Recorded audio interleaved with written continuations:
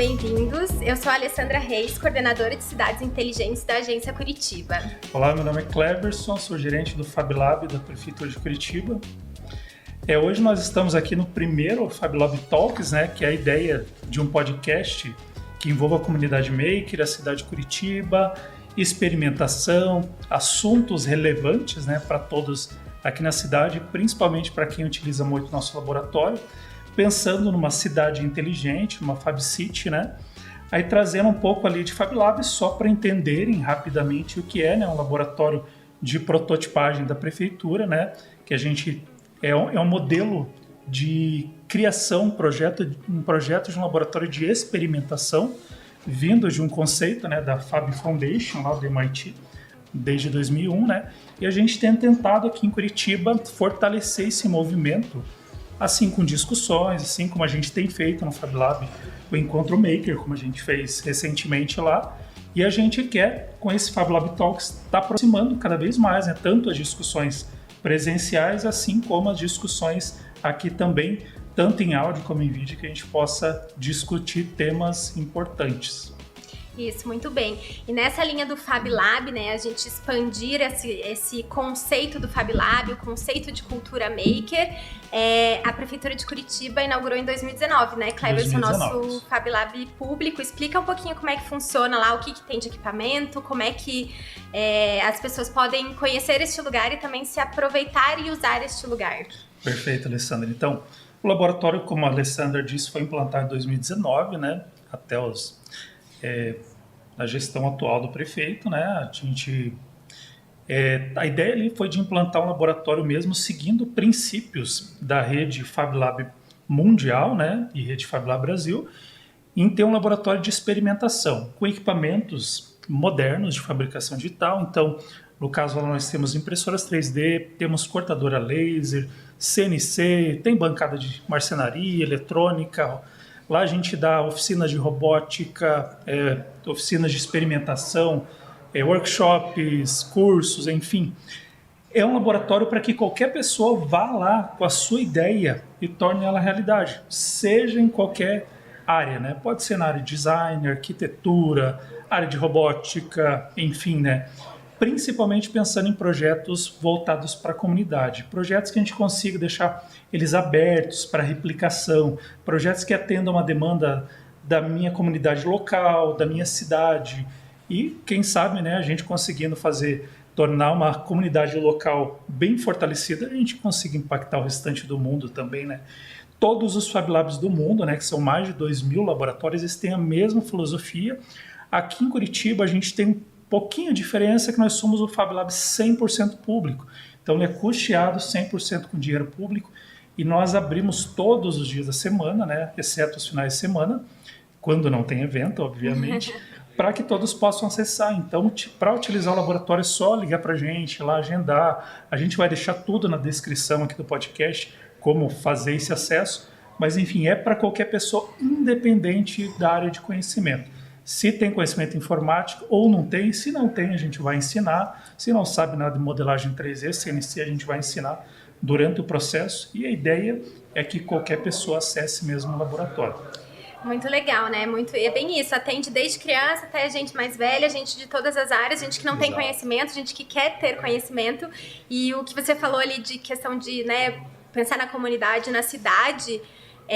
Curitiba é uma FabCity. FabCity, ela veio desses conceitos de FabLab, de você ter essa integração com tecnologia e inovação, pensando no trabalho comunitário, em como você pode ajudar a sua cidade. Então, Curitiba se tornou uma FabCity em 2017. Então, FabCity é uma rede de cidades, já são 49 cidades e regiões do mundo que são FabCities. A gente tem 5 no Brasil: Sorocaba, São Paulo, Recife e Belo Horizonte.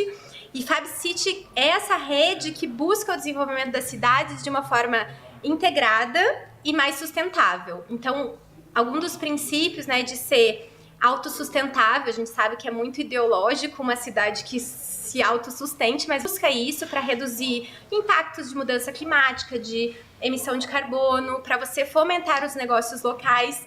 e também é um novo modelo de desenvolvimento urbano que traz esses conceitos de Fab Lab para você, faça você mesmo, reaproveite materiais, traga novos materiais biodegradáveis, enfim, você tem toda essa visão de conceito de Fab City ligada com os conceitos de Fab Lab interligada globalmente. Então, um dos temas, né, que a gente fala que é o produzir localmente e agir globalmente. Então, você conecta com as outras cidades a questão de conhecimento, tecnologias, inovação, e você traz para o seu local, adapta ao seu contexto e utiliza a sua mão de obra, suas cabeças pensantes do local e os produtos e os recursos do seu local. Eu trouxe aqui um pouquinho, como é a primeira vez que a gente está falando, né, de Fab Lab, Fab City, eu trouxe os 10 itens do Manifesto Fab City, como o Cleverson bem falou. A gente vai deixar na descrição links de acesso para, né, tanto para acessar o Fab Lab, para conhecer um pouquinho mais de Fab City. Mais tarde a gente vai falar um pouquinho. A gente está com alguns convidados também que a gente está fazendo um mistério, não apresentamos ainda, mas vamos chegar neles. Segura aí. Segura um pouquinho. Então, assim, dos 10 itens, né, os 10 princípios do manifesto, que é ser ecológico, ou seja, você usar os seus recursos naturais de forma sustentável, né, ter essa gestão ambiental. Inclusivo, depende da idade, como a gente falou do Fab Lab, ali independe de idade, gênero, renda, capacidade, é para todos, né? É o cidadão no centro, todos os cidadãos, né? Tem uma palavra que eles criaram, que é o glocalismo, que eu falei já um pouquinho, né? Que é esse neologismo, junção do global e local, que é dentro da cidade. A economia circular é muito forte, né? Tem toda essa visão de você ter o ciclo completo, né, dos materiais, do que você utiliza. De novo, centrada nas pessoas. A pessoa é o mais importante dentro da cidade, né? A gente mora aqui, vive aqui, trabalha aqui. A gente tem que pensar também, eu sou parte disso, como eu estou contribuindo, mas como também eu posso ajudar a desenvolver. O Fab Lab é isso mesmo. A Fab City é isso mesmo. E o Fab Lab, todo esse conceito que é junto, né? Um laboratório sem pessoas, ele não é nada. Com certeza. Então, a gente precisa das pessoas desenvolvendo projetos, colaborando entre si para que as coisas aconteçam. É pensar junto, né? Não adianta uma cidade ser individualista, uma instituição só vai pensar numa solução. Pensando junto, assim é como a Fab City precisa ser. Né? A gente facilita, né? Dividir os problemas também ajuda a gente a resolvê-los, né? Então, só para terminar aqui, para fechar, né? A questão de ser holística, de ter essa visão multidimensional, né? Dos espaços, dos problemas, dos desafios. O código aberto, que daí isso é totalmente ligado com o Fab Lab, né? De você ter os projetos que você possa usar de outras cidades e compartilhar. E experimental, né? Uma cidade que é um grande laboratório urbano para você trazer novidades e inovação. Então, Curitiba, como Fab City, a gente tem trabalhado muito forte dentro desse programa de cidade, Vale do Pinhão, com todos os programas que a gente tem desenvolvido, do Fab Lab, de horta urbana, de mobilidade sustentável, das energias limpas. É justamente pensando assim, como Curitiba, com os seus recursos, com a sua tecnologia, buscando novidades, inovação, ela pode ser cada vez mais sustentável e construir esse futuro, né? A gente vê tantos impactos de mudança climática, até de desenvolvimento social, desigualdade, como que Curitiba Fab City tem encarado isso, tem desenvolvido. Então a gente tem diversos projetos, não só da prefeitura, a gente tem startups que estão trabalhando com economia circular, com hortas urbanas. Então a gente tem hoje em Curitiba esse grande ecossistema de inovação, né, o Vale do Pinhão, como Curitiba Fab City. Então agora a gente pode partir para os convidados, né? A gente falou um pouquinho, explicou um pouquinho, mas vamos partir para os convidados para a gente bater um papo. Perfeito, vamos lá. A Alessandra já explanou bem ali o que é Fab City, acho que deu para entender, né? Mesma coisa, caso tenham dúvidas, a gente vai deixar tudo ali na descrição, explicadinho. E se precisar, tem os nossos canais de contato também, né, Alessandra? Sim. Deixa eu só complementar ali, né, em relação a compartilhar, né? A minha experiência ali é muito Fab Lab, porque eu sou gerente dali, obviamente, né? Mas projetos abertos a gente quer que eles aconteçam cada vez mais, justamente para que a gente consiga impactar não somente Curitiba, mas, puxa, vai para Boston, vai para o Egito, vai para o Japão, a gente consiga compartilhar entre a rede projetos inovadores É o que eu sempre digo ali no laboratório. Quando chega uma ideia de uma pessoa da comunidade, a gente sempre pergunta para a rede FabLab se já existe alguma coisa naquela linha, para a gente não precisar inventar roda, né? Sim, exatamente. A gente já começa... E fazer as conexões, né? Exatamente. A conexão precisa acontecer muito, né? Mas voltando aqui, né? A gente está aqui com 2 convidados maravilhosos, que é o Maurício Camin, né? E a Sandra Marque. Eu vou falar um pouquinho rapidamente da Sandra aqui, a Sandra já pode se apresentar na sequência. A Sandra ela é graduada em Artes Plásticas pela Universidade Federal de Santa Catarina, a UDESC, né, Sandra? Mestrado e doutorado, pós-doutorado na Universidade Federal do Paraná. Se especializou nos estudos das cores. Depois ela vai entrar mais nesse detalhe, né, que é um dos motivos dela estar aqui, inclusive, né? Ela, no doutorado, ela ingressou na rede de pesquisa e desenvolvimento em tecnologia assistiva, uma tecnologia de apoio que agrupa dispositivos, técnicas e processos visando prover assistência e reabilitação e qualidade de vida às pessoas com deficiência, promovendo a autonomia, né, que é um dos pontos que a inclusão, né, preza muito, né.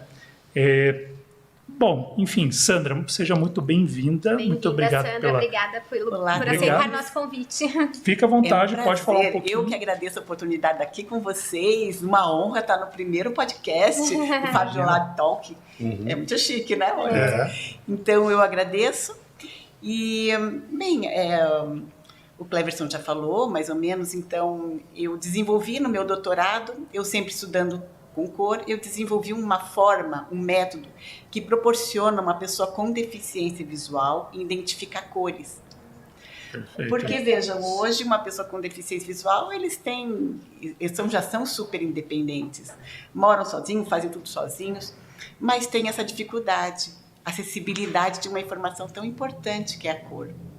É verdade, a gente pensa, né, nossa, cor é muito importante mesmo. A gente tá aqui com um painel preto e branco, ele é lindo, mas você olha as cores, faz toda a diferença no ambiente, tudo né? Tem cor, né?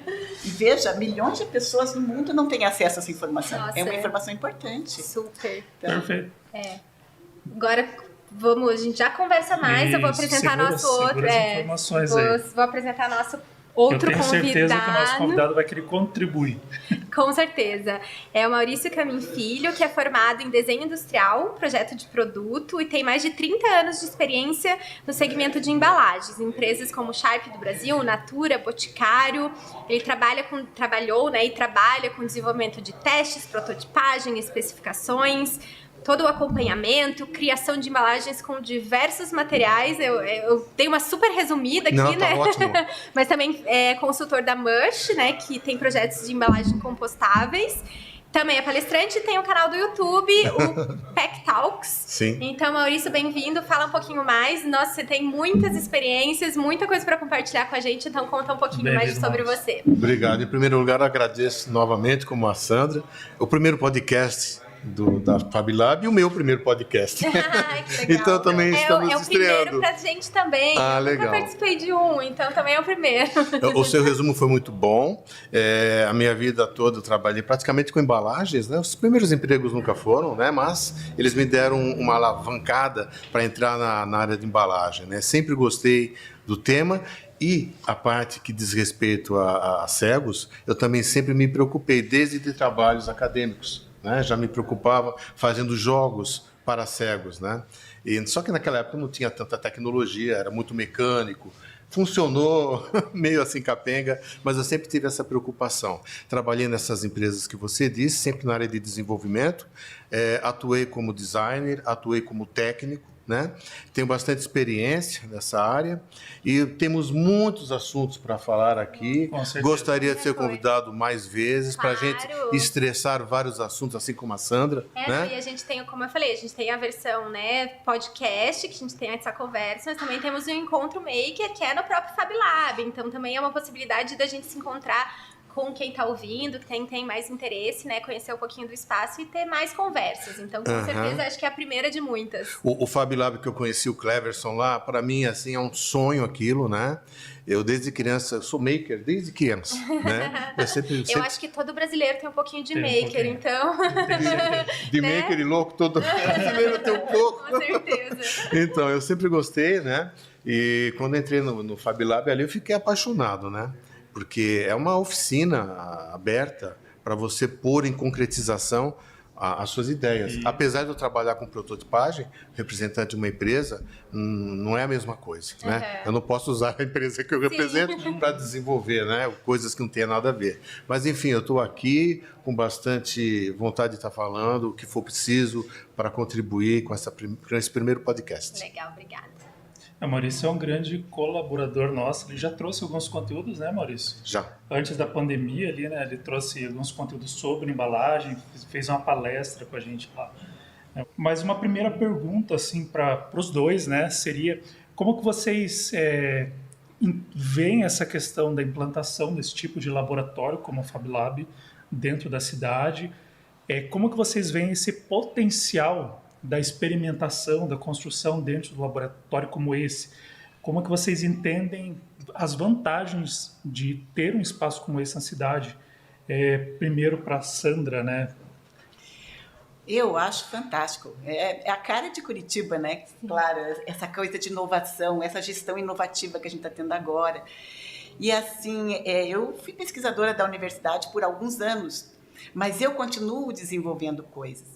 Né, nessa área de tecnologia assistiva. Faz parte do seu DNA, né, Sandra? É isso mesmo. Tá aqui. Só que assim, a gente não tem mais, eu não posso mais ficar ocupando a universidade, porque lá já tem os alunos. Então lá também é muito requisitado o espaço e toda os equipamentos. Então, quando nós descobrimos o Fab Lab, quer dizer, logo veio a pandemia, mas agora nós queremos retornar e continuar, porque nós temos projetos que nós temos que botar em prática, experimentar, e vai ser lá. Sandra, que bom que veio a pandemia, mas nós estamos aqui agora. Verdade. Então, passamos pela pandemia. E a pandemia, querendo ou não, para o Fab Lab foi um momento assim muito especial, né, por todo o trabalho que foi feito ali, né, só contextualizando um pouquinho, acho que ilustra bem o que é o Fab Lab, né, a pandemia, falta de EPIs, né, de face shield, não tinha, conversando eu e o Cleverson ali, conectados em diversos grupos e redes, né, o pessoal começou a fabricar face shield lá na República Tcheca. Isso. A gente olhou assim, por que a gente não faz aqui? Aí junta um monte de impressora 3D dos faróis de saber e inovação, que também são da prefeitura, que são os espaços makers dentro do farol de saber, né, para comunidade, alunos, enfim. E produzimos lá quase 30 mil, né? A gente perde um pouquinho.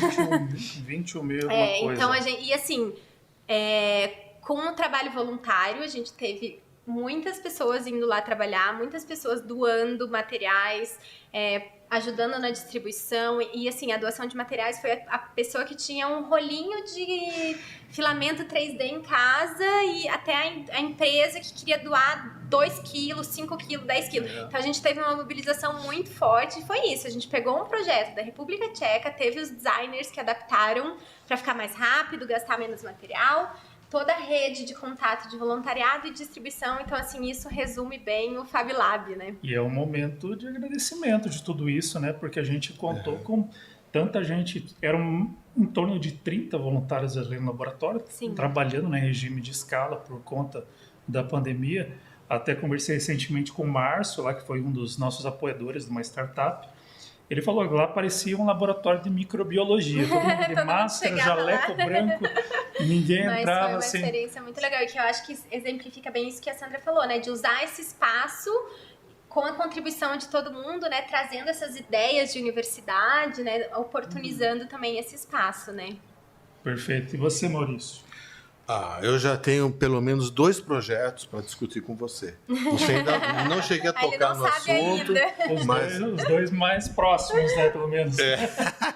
Eu tenho 2 projetos para discutir com você. Um tem relação com a Mush, que eu trabalho com eles, na parte do micélio. Não sei se vocês conhecem o que é o micélio. É a parte vegetativa do cogumelo, que a gente transforma aquilo em blocos, em acessório de transporte, de embalagens, para substituir em partes do isopor. Não que eu esteja recriminando o isopor ou falando mal do isopor ou do plástico, porque todos os materiais são importantes, né? O que estraga a imagem deles é a forma errada de serem utilizados, né? De uma forma... porque todos são importantes. A gente não consegue viver sem plástico. Não. Principalmente Não no conseguimos- descarte, né? Descarte incorreto Principalmente também é no problemático. descarte e uso único, né? Sim. É uma das formas mais... E aí a gente vem com a FabCity na economia circular, Exatamente. né? Que é um super pilar disso, né? Então, e um dos projetos é para essa área, tá? Depois a Legal. gente conversa. Vamos Bacana. conversar sim. Então, eu acho sensacional. É a oficina da minha casa. Uhum. É uma É extensão, uma extensão, com certeza. né? Então, Inclusive é mesmo uma extensão, né? e logo a gente precisa falar sobre a termoformadora que eu... Muitas ideias, muitas ideias. Ele falou do equipamento aqui, porque ele já doou equipamentos para o laboratório. Ah, E sim. isso é o que move, né, o laboratório, de pessoas que entram lá e vê, puxa, como que eu posso contribuir para que isso alcance mais pessoas? Cada um pode contribuir de uma forma. Tem pessoas que podem trazer conteúdos em palestra, tem pessoas que podem doar equipamentos. A gente só não recebe dinheiro lá porque somos poder público e tem as vias corretas para isso acontecer, né? Sim. Mas isso, a gente gosta muito desse colaborativo, que todo mundo pensa um pouco em colaborar de alguma forma para que todos sejam alcançados, né? E daí eu já te aproveito, Maurício, e o que você enxerga? A gente já falou que tem um laboratório importante, que a gente tem potencialidades ali, mas quais são os grandes desafios que a gente enfrenta hoje como cidade? O que você vê nesse sentido, o que a gente precisa alcançar que a gente não alcançou ainda como cidade, como FabCity, como FabLab? Quais são as áreas que você está enxergando? A gente gosta mesmo que vocês Sim, tragam as suas ideias, porque é uma cidade em construção, né, Claro. Alessandro? Sim. sempre. E quanto mais a gente aproxima ao cidadão, que até o conceito do Fala Curitiba é isso, né?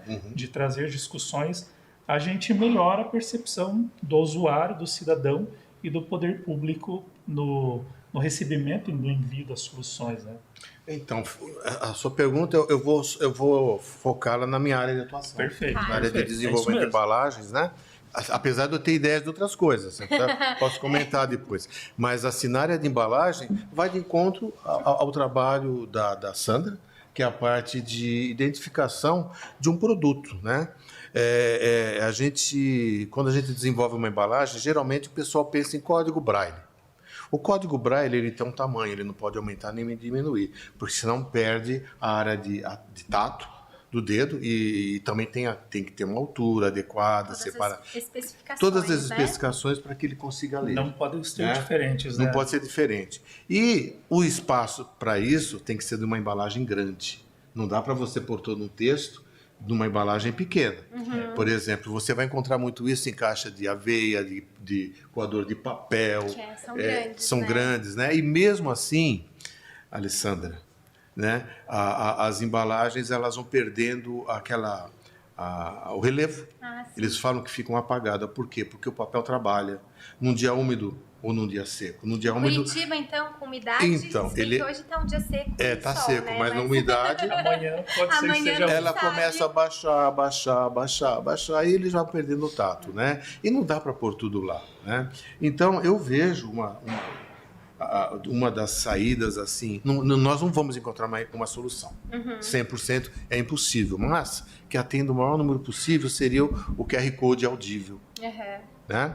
Eu já fiz algum teste, fiz uma live, foi na casa, inclusive, da Sandra, né? Tá no meu canal, onde eu fiz um QR Code com todo enunciado de uma caixinha de leite longa-vida, e para ele localizar o QR Code, simplesmente um alto relevo em torno do QR Code, que é um quadradinho, ele passa ali, e o cego, a Sandra vai poder falar melhor ainda, ele tem uma habilidade incrível com celular. Foi até o Manuel. Eu fiquei até emocionado naquele dia, que a gente fez aquilo na hora, e ele baixou o aplicativo, Audiodescrição? Ele já... e ele baixou, pegou a caixinha que eu tinha aplicado o adesivo, né, do QR Code com alto relevo, é uma moldurinha, né? Ele passou e começou a falar todos os ingredientes que tem Ah, que ali. legal. Inclusive se é para diabético, se não é, se contém glúten, se não tem, se é salgado, se é doce, a data de validade que nunca tem, né? Então todas essas informações estavam lá. Ele ficou assim bem emocionado. Eu fiquei mais emocionado do que ele. Né? Então, existe saída. Não sei por que não se aplica o QR Code, que é algo tão pequeno. ser aplicado, inclusive, em estojo de batom, que é uma das embalagens tão difíceis, Sim, né, de se pequenas, né? Então, essa é uma das coisas que eu fico tentando entender, por que não se adota? E por que não se adota com bastante ênfase os códigos da Sandra, de código tátil de cor, C-Color? Então, falando, né, já que você falou da Sandra, como que você vê isso também, questão de desafios, né, e como trabalhar isso como Fab Lab, como Fab City? Uma das coisas que eu queria contribuir com o Maurício é que a gente está falando de acessibilidade. E a acessibilidade está na lei. Todo mundo tem direito à acessibilidade de informações importantes. Quando o Maurício fala de Braille, o Braille é maravilhoso, mas tem esses detalhes que o Maurício falou. E tem uma coisa, quando a pessoa nasce cega, que não é a maioria eles ficam cegos mais tarde por causa de uma doença, por causa de um acidente. Aí o Braille fica difícil. Então, quando você nasce, você é alfabetizado em Braille, o Braille é fantástico. Mas e depois? E que fica nós hoje, se ficássemos cegos? Será que nós teríamos a habilidade de aprender a ler em Braille? Outra coisa que eu vejo no Braille é que o Braille é um alfabeto. Então, conforme o lugar no mundo, o Braille é o ABC. Lá nos Estados Unidos se escreve de um jeito, no Japão de outro, no Egito de outro. Já o QR Code, ou informações do QR Code, ou mesmo que eu desenvolvi a C-Color, ela é igual, porque a cor é igual em qualquer lugar do mundo. Então, quando a pessoa consegue identificar facilmente, por exemplo, o vermelho, pelo tato, ou até ver, um daltônico não precisa nem de tato, ele olha e vai saber que aquilo lá é vermelho, vendo o símbolo muito simples. Mas em qualquer lugar do mundo que ele vá, vermelho é vermelho. É universal. O Braille não é assim. É verdade. Embora seja fantástico. Sandra, então já que você entrou um pouquinho no detalhe ali do seu, né, dessa questão de cores, explica um pouquinho mais o que é o seu projeto, como funciona, em que pé que você está aí de desenvolvimento, de pesquisa, de aplicação, até para que a gente possa entender como que, né, um dos motivos da gente fazer esse podcast, trabalhar com Fab Lab, Fab City, Vale do Pinhão, é justamente identificar possíveis conexões, né, tanto de embalagem. Já estava pensando aqui em umas empresas, nossa, vou apresentar tal empresa, acho que é interessante conversar com tal pessoa, e você é o mesmo caso, né? Então explica um pouquinho mais. Quando eu sempre estudiosa de cor, quando eu fui fazer doutorado, eu entrei dentro de um grupo de pesquisadores de 5 universidades aqui do sul e sudeste do Brasil. E aí eu fiquei incumbida de trabalhar cor para deficientes visuais.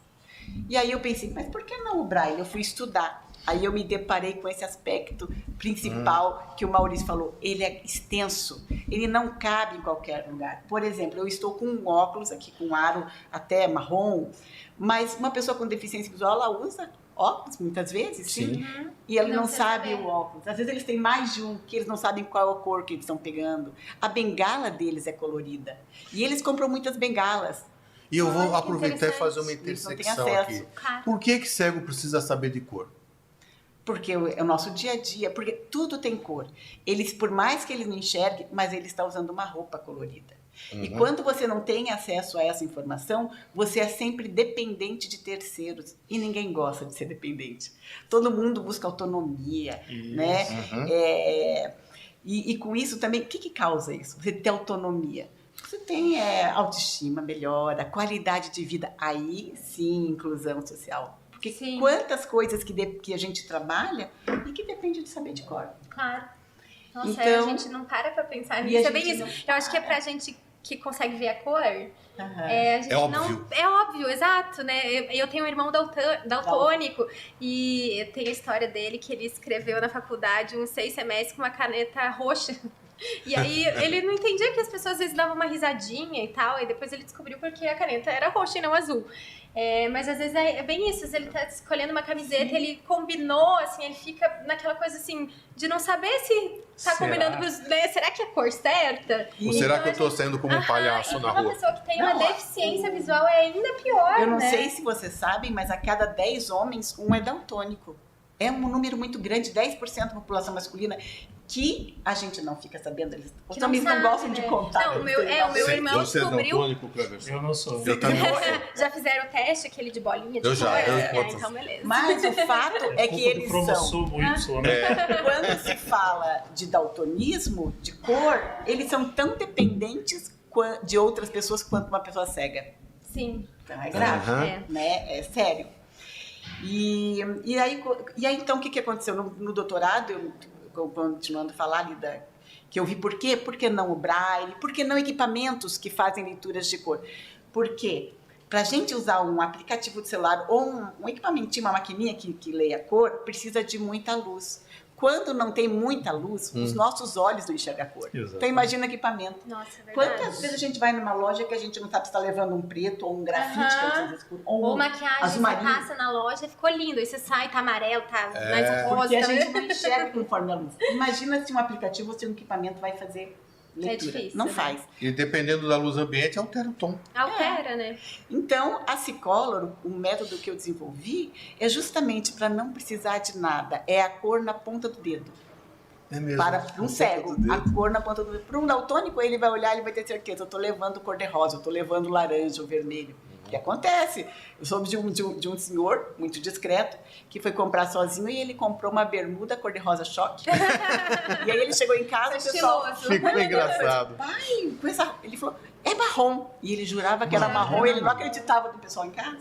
Olha Não, só. Acontece é bem muito, isso, acontece muito. muito. E é bem isso, a gente tá falando de uma coisa que pra gente é tão acessível e que, assim, acho que é transformador, né? Transformador, Para as pessoas que têm com esse tipo de certeza. deficiência. Agora você me perguntou as dificuldades que eu...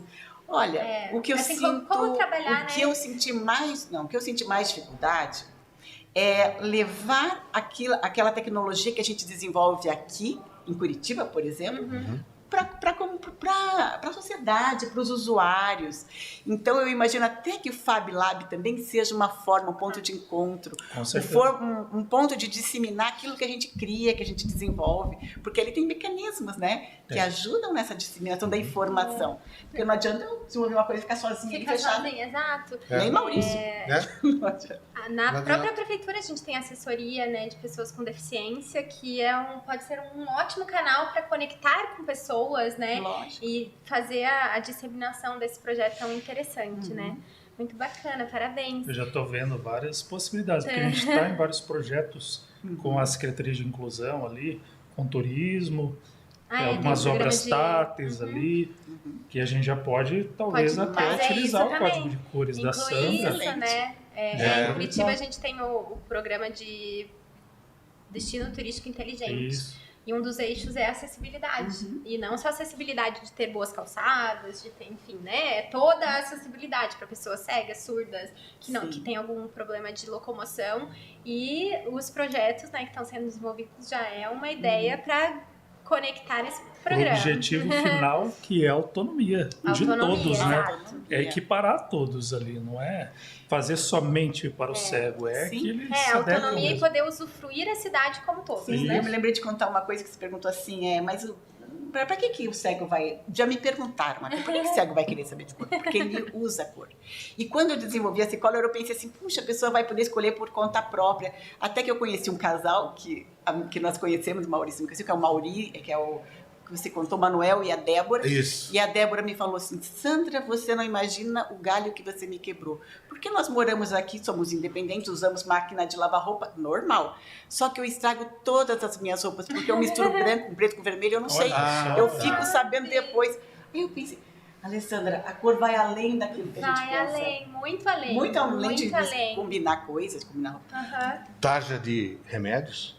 Remédio é importantíssimo. Nossa, super, muitas Os coisas. comprimidos têm Os cor, comprimidos. e não é à toa que tem cor. Por que tem cor? Senão, porque isso é tudo branco. Senão, Não, fica isso é tudo muito E olha, confuso. importante. eu não entendia muito do daltonismo até eu instalar um aplicativo no celular que simula o daltonismo.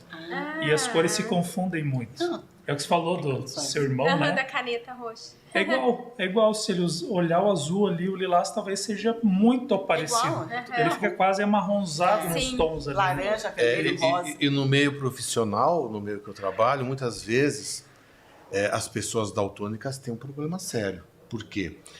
Quando você vai aprovar uma impressão em gráfica, Se você for daltônico, você não pode fazer Puxa, isso. isso é verdade. Não mesmo. E eu né? conheci uma pessoa assim. Nossa, até Então, pra profissões. ele tinha tem que saber. levar um padrão aprovado, um padrão tem o máximo ideal. Então, ele se baseava no padrão e comparava. Aí ele comparava o daltônico, né? Tanto faz. Então, ele conseguia chegar, mas era muito complicado. Então, até aí, nessa parte é complicado. Sim. Não é cego, mas tem um problema do daltonismo. E você falou, né, falando de cor, falou de embalagem, que é a sua especialidade. Conta um pouquinho mais, assim, sobre, né, como que você entrou nessa vida. Eu entrei... E o do seu canal também, né, o que, Tá. que você traz um pouquinho do seu insight aí Tá, da legal. vida de embalagens. Eu comecei a pensar assim, como que eu entrei nisso, né? De embalagem. Na faculdade a gente fazia projeto de caixa de ovos. Acho que todo mundo fez o projeto de uma cadeira ou de uma caixa de ovos. Em faculdade de desenho industrial. Desenho industrial. Projeto de produto. Eu fiz também comunicação visual depois. Olha. Só que não é o meu forte. Eu gosto mais de projeto, de 3D, né? Se bem que o 2D é fundamentalmente a parte de cor, né? E, enfim, a gente até pode chegar a falar mais para frente ou em outro podcast sobre claro. Inteligência artificial, Nossa, como super. vai ser essa parte, né? Mas eu não quero entrar agora aqui, senão a gente muda o tema, né? A gente tá... Né? Talvez se a gente não falar agora também, daqui um mês... Pode ter mudado, né? Ah, mas é verdade. Inteligência artificial estamos num marco, isso Eu é fiz, uma verdade, né? eu fiz recentemente, a minha última anterior foi sobre inteligência artificial, como ela impacta a parte de desenho de embalagem. Nossa. Então tem lá uma live, a última agora. Legal, Enfim, eu comecei a trabalhar com embalagem por acidente. Você tá Né? brincando. Por acidente. Apesar de eu já gostar de embalagens. Um belo dia eu recebo uma ligação em casa, eu até falei, não quero saber. Era uma pessoa da Natura, do RH, querendo falar comigo, e eu pensando que era alguém querendo vender o Senhorene. Lembra do Senhorene? Não sei se vocês lembram disso. Lembro, sim, Né? sim. O Senhorene, eu gostava, mas não comprava porque era caro. E aí eu fui atender, aí ela estava com o currículo meu, e ela chegou a esse currículo porque eu trabalhei, o meu primeiro emprego foi numa empresa de fábrica de brinquedos, de injeção de peças de plástico, né? Eu trabalhava na injetora, na sopradora, fazia serviço de boy, era um pau para toda a obra, né? E essa experiência que me fez galgar até a Natura. O gerente lá, que é meu amigo até hoje, fiz live com ele, inclusive com o dono da Natura, nessa live, está lá no meu canal, onde a gente fala sobre o projeto da linha Mamãe e Bebê, como ele surgiu, né? É muito interessante, né? Eu participei desse projeto também. E comecei assim, me ligaram, fui atrás, o Sérgio lá me contratou, porque eu tinha essa experiência em plástico, trabalhava com desenho industrial e comecei a fazer projetos. Mas antes de entrar na Natura, eu comecei a trabalhar na Sharp, na parte de embalagem de transportes. Nossa. Né? A gente tinha que fazer aqueles testes de tamborilamento, porque eles fabricavam a linha branca e a marrom, que é geladeira, freezer, micro-ondas, essas coisas. Então a gente tinha que desenvolver as embalagens. Videocassete, televisão, na época, né? Videocassete. A Sharp não existe mais, né? Não existe. No Brasil, não. Mas o primeiro videocassete que eu tive foi da Sharp com cabo. Acho que todo mundo teve E eu comprei, coisa da Sharp, né? eu comprei no consórcio, só para você ter uma ideia. Como era caro isso, né? Era que nem linha de telefone, né? Que era mais cara que comprar um cabo. Eu tô revelando a minha idade. A gente também. A gente também. Não tem problema. Fica quieto. Então, aí eu comecei nessa parte, trabalhando lá na Natura, mais aprofundadamente, porque a Natura foi uma escola para mim. Porque lá você aprende a trabalhar com cartão, papel, papelão, vidro, metal folha de Flandres, alumínio, válvulas, pump, spray, visita fornecedores dos mais variados, você aprende tudo que é coisa sobre muito impressão. com pesquisa e desenvolvimento. Eu sempre fui um pesquisador nato, sabe? Sempre. Mesmo que eu não tenha o cargo, eu sempre fiz pesquisa. Até hoje eu faço pesquisas para fazer as minhas lives, né? Eu estava pesquisando agora recentemente como acabar com o lixo. Eu não sei se vocês já ouviram falar sobre energia, retirar energia do lixo através de plasma. Não, essa é novidade para mim. Não tem lixo que dê conta para produzir energia através do plasma. Ele consome praticamente instantaneamente. Nossa. Não teria lixo suficiente para isso. Nossa. Interessante. Só para você ter uma ideia. Vou pesquisar. Pode já pesquisar. fez um pódio? Já fez? Já Não, fez eu tô sobre pesquisando. isso? Olha, eu tô falando aqui de primeira mão, mas eu vou pesquisar para ver se eu encontro a pessoa para fazer uma live. Legal. Né? Porque já pensou, você elimina tudo e produz Nossa, energia gente. sem poluir? Uau. Maravilhoso. É porque até onde a gente sabe, o lixo se ele vai para algum transforma, lugar, né? né? A gente pode até derreter o plástico, mas ele vai estar em pra algum algum lugar. lugar. Um dia lá no Plástico não futuro, existe. quando eles vão fazer uma escavação, eles vão encontrar lá sacos plásticos, embalagens e tudo, né? Como a gente encontra essas coisas aqui. Como diz a minha professora da pós-graduação, infelizmente vamos morrer e a sacola que a gente comprou lá quando era criança, Vai ficar. com pãozinho de Nossa, leite, vai ficar ainda vai estar ali. muito tempo. E eu costumo tempo. também fazer. Bom, respondendo a tua pergunta, Aham, não, mas eu fica à comecei vontade. na Natura, né? Aprendendo lá, quando eu cheguei lá, nossa. Quando você entra numa área que você gosta, ou você descobre que gosta, é maravilhoso, né? E não é sempre assim, sabe? Muita gente trabalha para... Tá cheio de dinheiro aqui. Trabalha para manter a casa. Nem todo mundo tem a sorte de estar trabalhando naquilo que quer. Porque não é assim, né? Você tem Não que é fácil. Você abre a gaveta, chega prestações e tal. Quando dá certo, ótimo, aproveite. Foi muito bom, aprendi muito. Até hoje eu aprendo. Todo dia a gente aprende alguma coisa sobre embalagem. Todo momento, como foi o caso agora que eu acabei de falar, de plasma sendo utilizado para tirar a energia do lixo. Eu vou atrás disso. Como também, por exemplo, estou buscando aí sobre a origem do petróleo. Uau. Não é bem fóssil. Então, são temas polêmicos, que acho que não é o caso de Eu conversar já aqui. consumi algum conteúdo nesse sentido também. Também não é bem assim. Assunto para outro Para podcast. outro A podcast. gente vai fazendo a listinha de próximos Né? assuntos. Enfim, mas começou aí eu me interessei cada vez mais. Da Natura eu vim para cá, para o Boticário. Estou aqui até hoje. Trabalhei uns 10 anos no Boticário, depois fui para a representação. E hoje eu estou trabalhando com prototipagem, essa empresa que trabalha com micélio, que é um componente totalmente compostável, biodegradável, é um adubo, pode ser feito com serragem, palha de arroz, onde o micélio, que é aqueles esporos, é a parte vegetativa do cogumelo, toma conta daquele espaço onde você depositou a serragem ou o farelo, ou seja lá o que for, ele vai tomando, umas raizinhas esbranquiçadas, ela vai tomando conta, e antes do cogumelo nascer, eles retiram, secam, e ali se tira do molde e fica uma peça. Nossa. Aí você encaixa. A mancha é do pessoal da Furf, não é? Dos designers que trabalham com a Furf também? Do Rodrigo e do Maurício, não? Não, é outro. Eles têm É alguma do coisa Eduardo, eles são aqui de Curitiba, mas eles estão lá. A ideia é parecida. Assim. Eles têm alguma coisa também de utilizar, mas é mais para tecidos, né? E revestimento de móveis, enfim. Mas acho que é alguma coisa nessa linha. Assim, eu já ouvi falar muito também de uso desse tipo de material, né? Para diversas funções, assim, né? E para fechar com a pergunta, um belo dia eu resolvi fazer um canal do YouTube para pôr lá matérias, gravações. Eu não tinha intenção de fazer lives, a minha intenção era só pôr vídeos sobre fabricação de vários processos. Começou assim, depois veio a pandemia, aí não dava mais para fazer filmagens, e eu comecei a fazer lives, né? E hoje eu faço live e faço filmagens. Né? E tem um canal pequeno, ele é bem focado para o público profissional, estudiosos, designers, está com 9 mil inscritos só, mas é onde eu coloco lá tudo. Hoje é o dia do vidreiro, para quem não sabe, 18 de maio, né? O vidro é um material 100% reciclável e pode ser reciclável milhões de vezes, tantas quantas forem necessárias.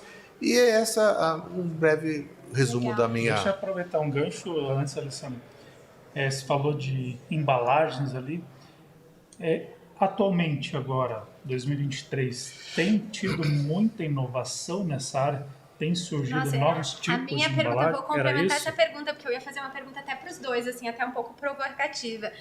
Como que a indústria tem olhado para isso, trabalhado com isso, porque a gente vê, né? Hoje a gente fala de sustentabilidade, de mudança climática, de ESG, parece que está na moda falar sobre isso, Pautas mas não pode ambientais, ser né? só moda, né? Existe ação? Como que vocês, nas áreas de vocês dois, assim, né?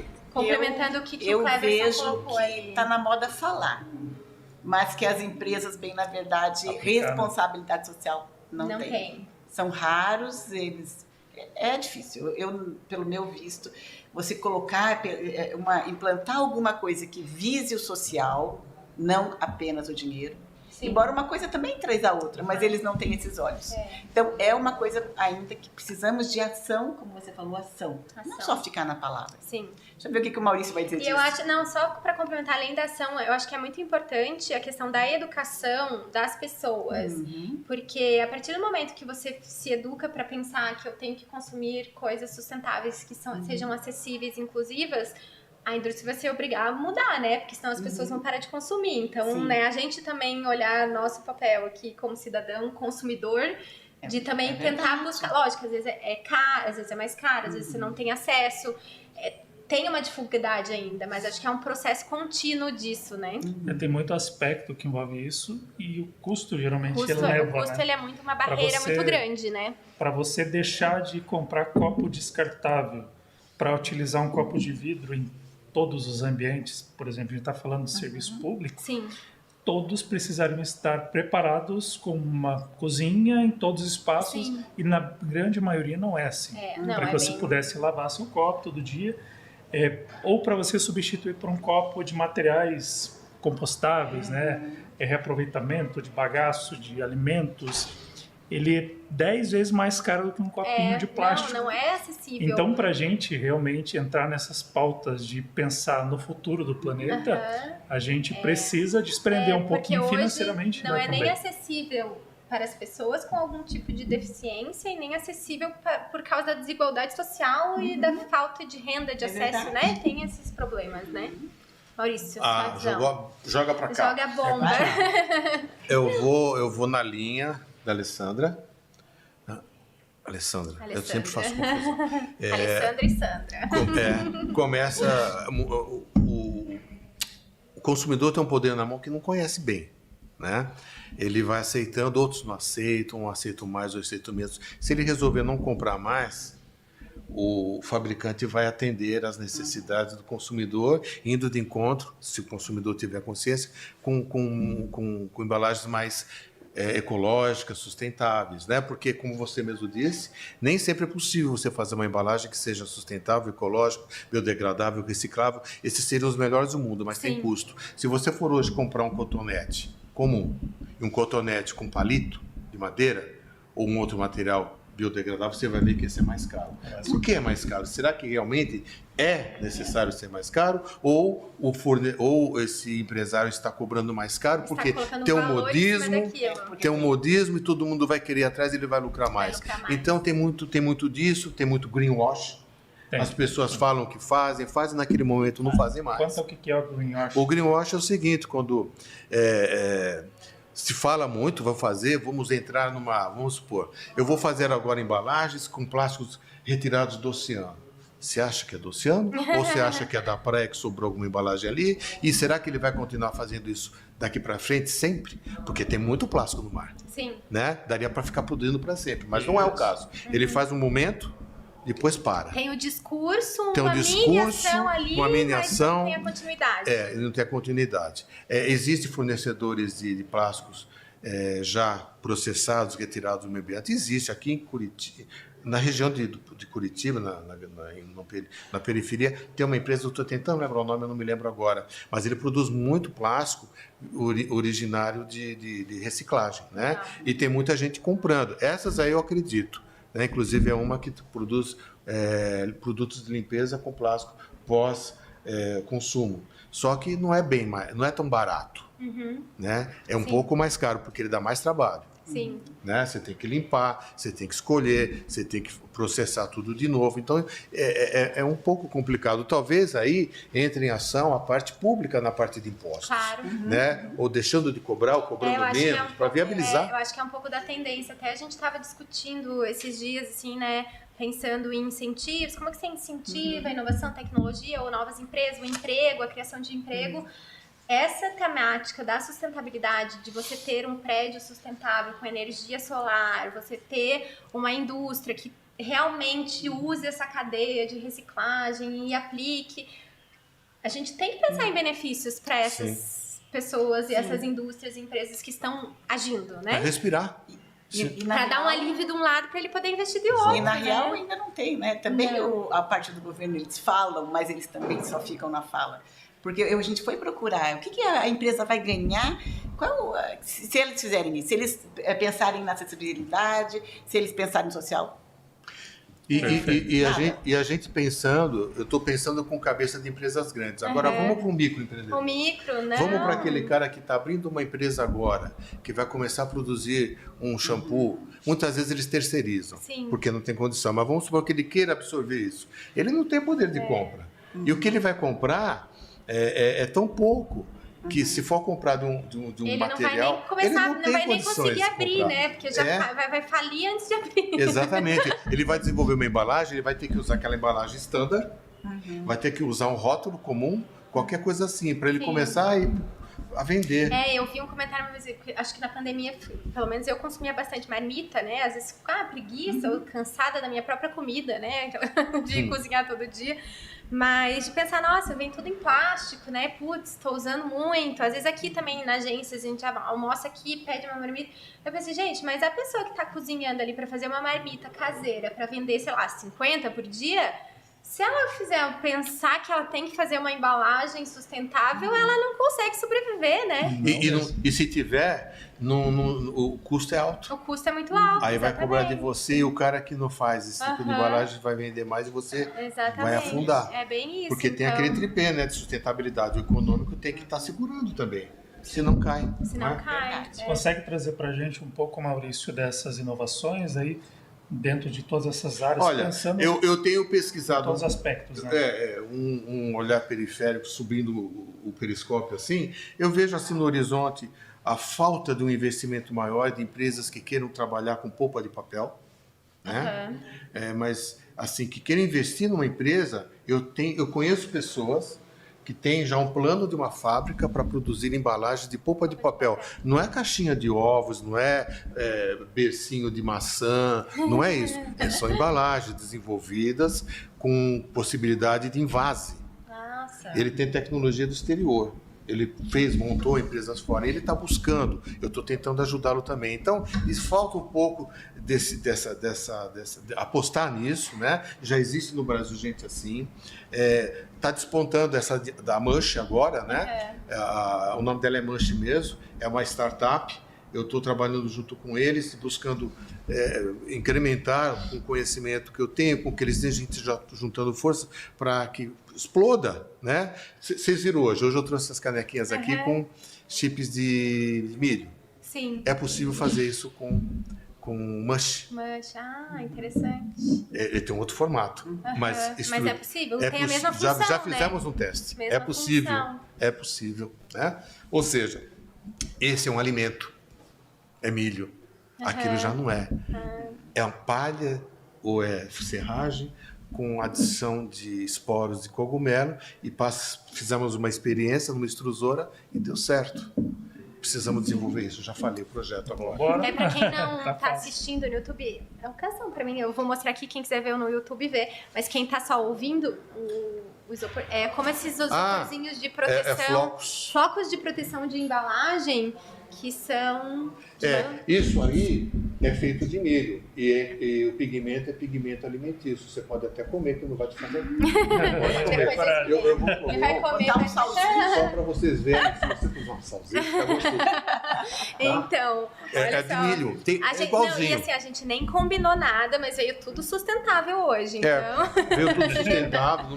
Você viu que a caixinha que eu peguei ali é uma caixinha que eu inverti e recolei. Eu utilizou. Né? Alcança para nós.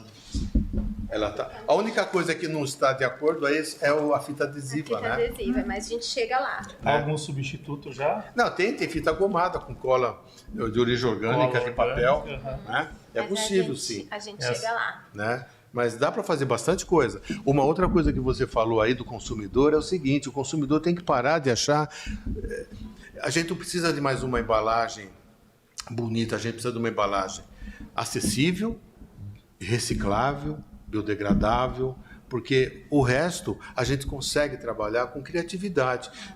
O menos é mais. Tem tanta embalagem aí que é simples no processo, as decorações uma cor. você faz, né, ou 2. Uma cor que dê para todo mundo ver. Né? Então, é possível trabalhar. Nós temos que... O marketing das empresas também tem que encarar isso de uma maneira mais pragmática, né? Falando na parte do marketing, tem uma outra coisa também que eu acho em relação à logística reversa, a questão de embalagem, sustentabilidade, as pessoas não sabem, né? Por exemplo, no Boticário, você pode levar suas embalagens que eles recolhem, né? Assim, as pessoas não sabem dessas coisas, né? Até a própria como separar o lixo. Então, assim, tem que ter todo um trabalho, né? Eu não sei de vocês, inclusive da Sandra, mas eu já estou cansado, né? De tanto explicar, de tanto ver vídeos, mas não sei se o povo está entendendo. Não, acho que não. A última live, na verdade, a última live mesmo que eu fiz foi sobre uma empresa, uma startup, que criou um processo, né? Recicla Beleza chama a empresa. Olha. Eles estão buscando empresa de cosméticos, somente de cosméticos, para fazer parcerias, para eles recolherem dessas empresas aquelas embalagens que são difíceis de ser recicladas. O que vocês imaginam que é uma embalagem difícil de ser reciclada? Tem muita sujeira, composição. muita cor. Que mais, Sandra? O que você acha? Por exemplo, um papel. Uma embalagem papel difícil de laminado, ser reciclada. difícil. Várias Não, de camadas. cosmético, De Cosmético. Eu acho que é cor, espessura do plástico, talvez, vidro, não sei. Faço ideia. Não faço Por ideia. exemplo, Tô na mesma você não usa batom, mas você tem um batom aí? Ah, aquela casezinha durinha. Quantas peças tem um batom? Nossa. Tem vários. Tem a parte Ela externa. ficou dentro, Tinha, né? não sei se tem ainda, mas tinha uma marca de maquiagem que trocava 6 embalagens por um batom novo. Então deve ser bem valioso. Antigamente, se vocês lembrarem, você pegava um batom, 2 batons de marcas diferentes. Você percebia que um estava mais pesado, Você sente, né? o outro estava mais leve. Por que, Maurício? Por que será? E intuitivamente você vai dar mais valor porque está mais pesado. Sim. Aham. O que se colocava dentro desse estojo de batom? Um pedacinho de ferro. Um pedacinho de ferro, uma moedinha de ferro. Foi Você no tá chute, brincando. acertei. Foi, mas é verdade. O batom não era o tamanho do outro. Mas tinha um Só que espacinho a ali. densidade dele é Um diferente. pouquinho só de peso dentro de um batom Pra você confere fazer. a ele mais valor por causa do Poxa, peso. cara. Agora, e na hora de reciclar isso? Ixi. Você vai ter um estojo feito de... alguns são de poliestireno, outros são de SAN. O elevador, que é aquela parte que tem a bala do batom, é um material POM, se eu não me engano. Dentro tem outro plástico, tem um anel metálico e esse ainda tinha um peso. Imagine isso para Nossa, separar. desmontar, Pra separar. tudo. Isso é um exemplo. Uma pump. Todo dia você pega um pouco de álcool gel. O que tem lá dentro? Nossa, todo um... Tem uma mola. Sim. De quê? Metal? Então, dentro da pump. Sim. A A gente, pump é só plástico, não é só plástico, não é, né? os Até porque plásticos plástico tem um monte de plástico, né? Também. PP, PE, PVC, PET. E nessa pump tem PP e PE. E a molinha de aço e esfera de aço. Ainda tem esfera. E a construção disso, às vezes, não é de fácil acesso para desmontar. Não é Na inviável. verdade, tritura-se. Agora, tudo tem como igual, empresas, né? tem empresas fora do país que já desenvolvem uma pump totalmente monomaterial. Então você não Sim, precisa você se já tá preocupar, pensando só pra- joga fora. Né? Nossa, já é muito complexo. Né? Então tem todas essas coisas assim, né? Sandra, em relação a embalagens aqui, que é o tema principal do conhecimento do Maurício, você que pesquisou bastante assim com o pessoal com deficiência visual, com outras limitações em relação à acessibilidade, o que você viu que eles precisam de melhorias assim? Eles levantaram muitas questões assim, além da dificuldade do código de cores, obviamente, né? A necessidade de entender a embalagem. A gente vê que tem as embalagens, muito poucas vêm com acessibilidade da informação. É isso que, e eu acho que nesse sentido até o Maurício sabe falar bem, porque ele se especializou nisso aí. Mas, Maurício, eu acho que é isso mesmo, é a informação, né? Que é isso que você traz, que eu trago. Além da informação, que é fundamental, né? Nessa informação aí, você pode pôr até como é que se abre a embalagem. Eu ia falar do design, porque às vezes para pessoa também com deficiência Sim. visual, dependendo do design de você manipular, de você não... Porque quando você está enxergando, você vê ali que ali é a tampa, ali é o pump. Exato. Quando você tem esse problema, você pode criar até mais tipo dificuldade, né? Só se for porque, assim, que eu convivo muito com pessoas com deficiência visual e eu vejo que eles a gente imagina que eles têm dificuldades que eles não têm. Eles não têm. Então, isso é muito mais fácil. Às vezes eles, pelo tato, eles sentem até mais coisas que a gente arrebenta, aí eles vão ali com jeitinho e abrem. Isso aí não é para eles problema. O problema é mesmo toda a informação que aquele conteúdo traz, né? Então, eu estava falando até mesmo olhar um feijão branco, feijão vermelho, uma pessoa com deficiência visual, só naquele plástico que vem, ele não tem como saber, como comprar no tem que mercado. apertar o saquinho para saber se é feijão. Ou é um grão de bico. O daltônico vai ver feijão branco e feijão vermelho? Não vê. É a mesma coisa para eles. Então, coisas básicas do nosso dia a dia. Às vezes não é abrir uma embalagem, é o que contém dentro da embalagem. Que é o que o Maurício traz muito. Agora eu vou falar sobre abrir embalagem. Imagina um cego vai escovar os dentes, abre a pasta de dente e cai a tampinha aí. Eu normalmente não acho mais. Você vai pegar o seu adoçante e vai tirar a tampinha, caiu aquela tampinha vermelha. E como é que você vai saber quantas gotas estão caindo? Pois é, né? Nossa. Aí começam os problemas. Não, isso aí, deixe colocar pasta de dente. Vocês façam no escuro, coloquem pasta de dente na escova de dente para vocês verem. Se vocês conseguem. Fazer o teste, o teste para todo mundo. Agora, se cair um comprimido no chão, como é que eles sabem que comprimido que caiu? A gente vê, às vezes ou é um pelo azulzinho, formato. Às vezes é um rosinha, você já enxerga. Tá, depois mais uma pessoa com deficiência visual. Não vê, né? Não enxerga. Vamos ver. Se ele encontrar, né? A dificuldade aí, não é no abrir. Não, e eu tava pensando, você falou, a gente tá falando em moedinha, você tava pensando em moeda, lógico que tem as moedas, tem a textura, a nota, às vezes tem aquela textura.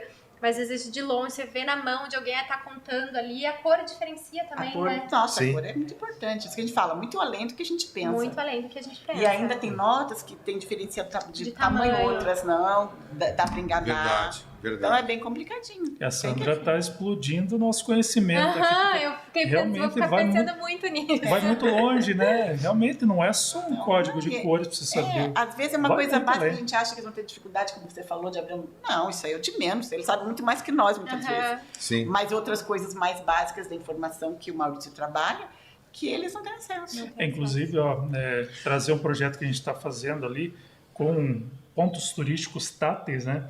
A gente fez muito teste com cegos, porque eles são nosso público-alvo, né? E não adianta você querer que visualmente ela fique boa, essa árvore fique bonita. Você vai ter que realmente ter a compreensão tátil deles. Às vezes coloca muita informação que dificulta a informação para eles.